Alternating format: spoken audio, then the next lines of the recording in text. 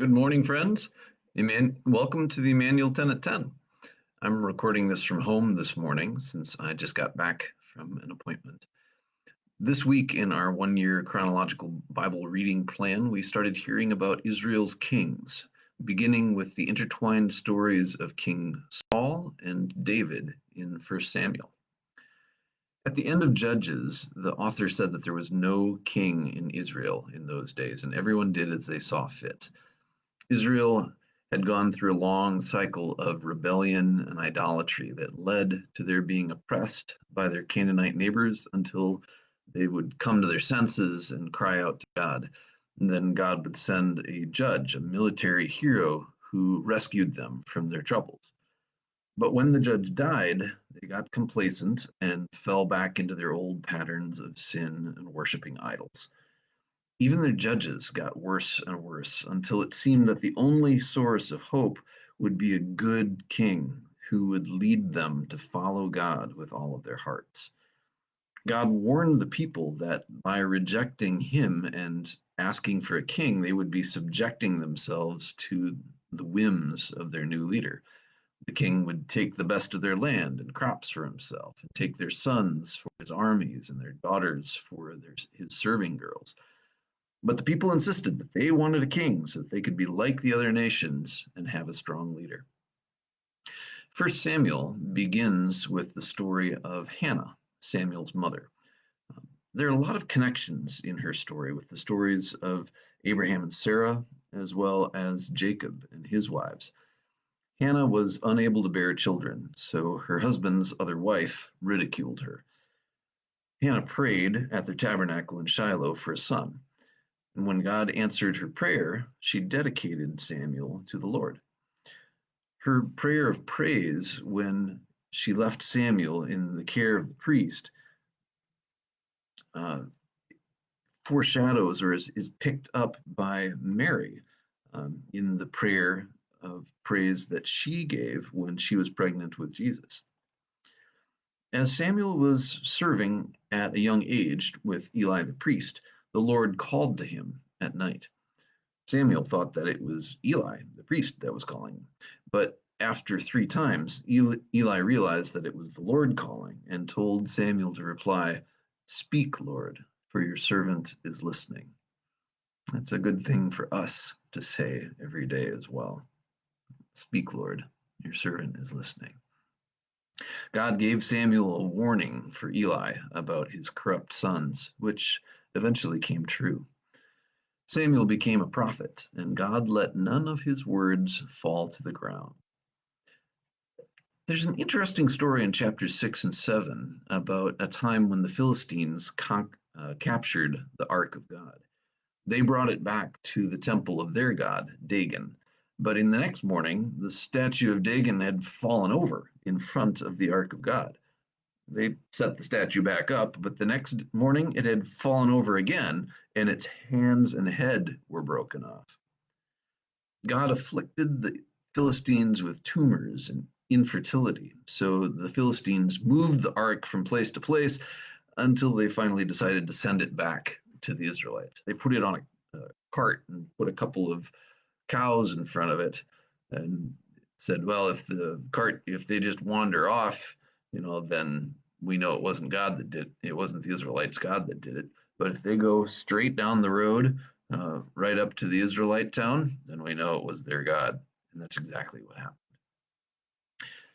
Well, near the end of his life, when the people were clamoring for a king, God sent Samuel to anoint Saul, a man who stood head and shoulders above all the other Israelites. Saul began well as a king, winning many battles against Israel's enemies, but he became arrogant. He impatiently offered a sacrifice to God, which only a priest was supposed to do. He also spared the life of the Amalekite king and kept the best of the plunder, which was to be utterly destroyed. Samuel told Saul that God had rejected him and would seek out a man after his own heart. God then sent Samuel to Bethlehem to anoint one of the sons of Jesse as Israel's new king. The Lord didn't choose any of Jesse's oldest 7 sons, but chose David, the youngest. God does not look at the outward appearance, but at the heart.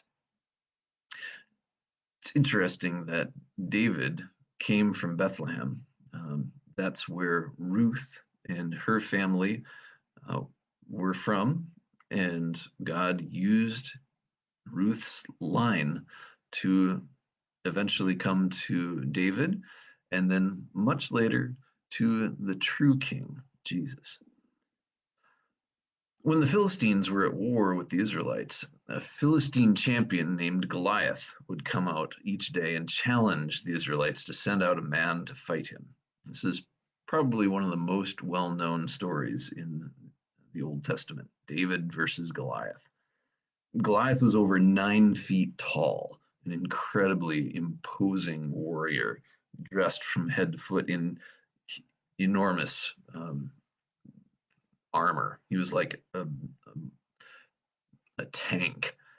All the Israelite soldiers trembled him when they saw him. They refused his challenge to go out and fight him.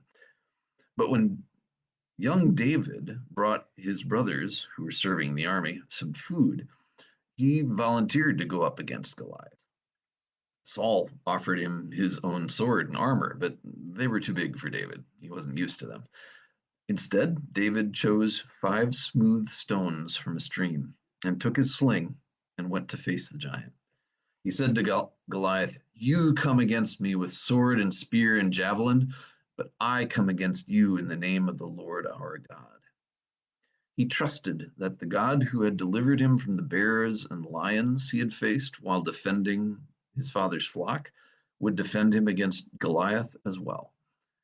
The first stone that David slung sank into Goliath's forehead, and he fell face down. David cut off Goliath's head and presented it to Saul, but kept Goliath's armor in his own tent.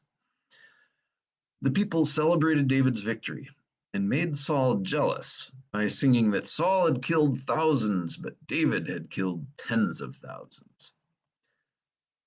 David married Saul's daughter, Michal, but Saul's jealousy continued to grow as David's renown as a warrior spread. Even as David faithfully served him and won many battles, King Saul began scheming how he could get rid of David. He even tried to pin David to the wall with his spear when David played the harp for him.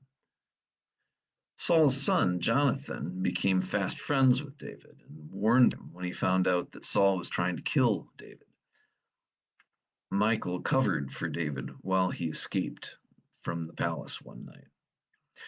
David took Goliath's sword from the place where it had been hidden at a shrine and ate the bread of the presence that was what was put before the Lord in front of the tabernacle each day. Uh, Jesus later talked about that, how when the Pharisees were criticizing his disciples for breaking off heads of grain on the Sabbath to eat when they were hungry. He said, "Well, don't you remember how David and his friends ate from the bread of the presence when they were hungry?" David fled first, interestingly, to the city of Gath, a Philistine city, which was where Goliath was from. Uh, but when the king there realized who it was, he was worried that David would turn on him and was going to do away with David. But David pretended to be insane, and the king let him go. David fled into the wilderness and hid in a cave stronghold. And there, many men joined him, his brothers and other relatives, anyone who was in trouble or owed money or was discontented. He ended up with this ragtag army of like 400 guys, uh, including some mighty warriors who went on to be David's chief leaders. David wrote Psalms during these times. It's interesting to read them along with the experiences that inspired them. So many of the Psalms are written by David in response to different things that happened throughout his life.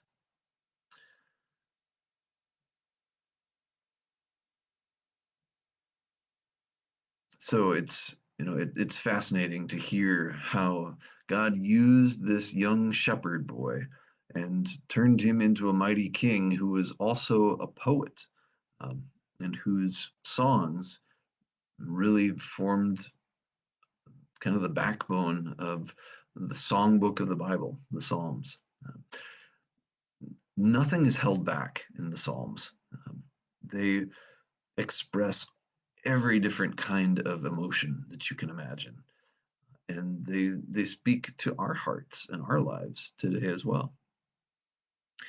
Well, in the description of today's posts, I'm including links to the Bible Project studies for both Ruth and First Samuel, so you can get a little taste of who uh, David's great grandmother was and who David was as he began to grow and become the man that God wanted him to be. Next week, we're going to be hearing more of David's story and find out that even David, who became the greatest king of all of Israel, wasn't a, wasn't a perfect guy. He committed a lot of the same sorts of sins as all the people who went before him. So it's a good lesson that even the heroes of the Bible are really not heroes. They really point toward the one hero, the true king, Jesus, who came to be the Messiah who would deliver all of us from not just our enemies, but from the forces of sin and evil that live right inside our own hearts.